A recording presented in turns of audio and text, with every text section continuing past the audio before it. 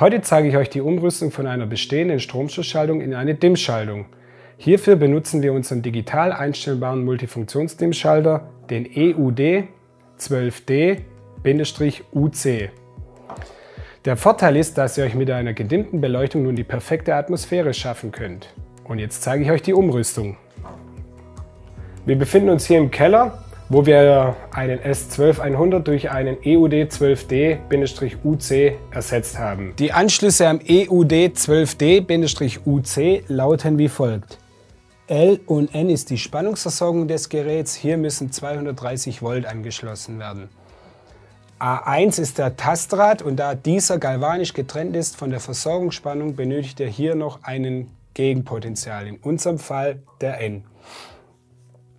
Bei Bedarf kann der EUD12D in eine Zentralsteuerung implementiert werden.